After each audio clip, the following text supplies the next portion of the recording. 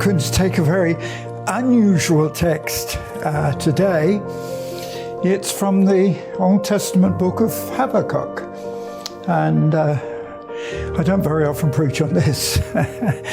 But I just feel that here we've got a challenge for today. And I sense very much that as Christians, as a church, we're facing a tremendous challenge in the world.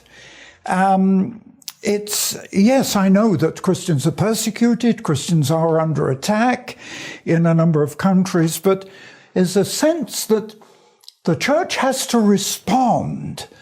And I don't feel that in Britain here that we are necessarily responding as strongly as we should.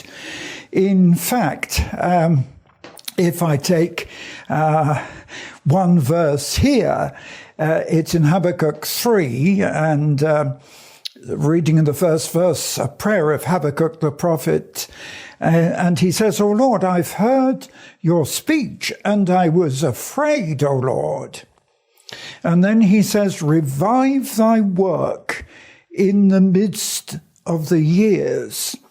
In the midst of the years, make known." And he says in wrath, "Remember mercy." And then it goes on to explain how God did answer him. But very much as we're looking at the church today, and I'm speaking as an evangelist, yes, of course we need to evangelize, and that is always the biggest challenge. It has been in my life, because right from the time when I was 18 and while still a Bible student in those days after the war, there was a shortage of pastors, and I was asked to take charge of a church at the same time as my studies.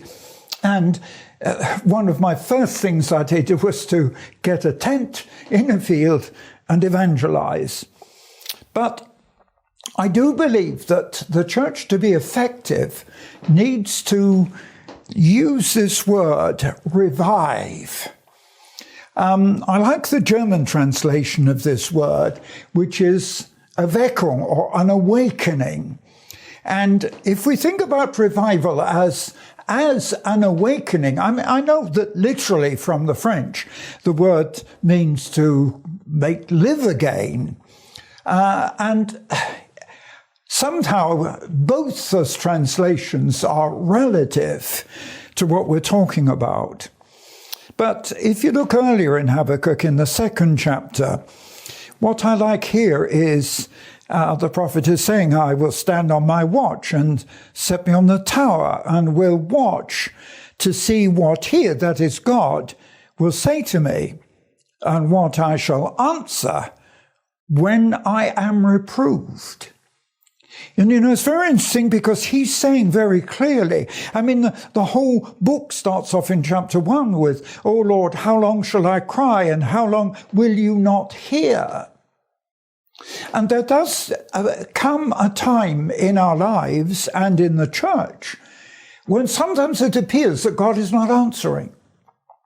This was very strong in my life when I was in the prison, as you know, 1972, all those years ago, 50 years ago now.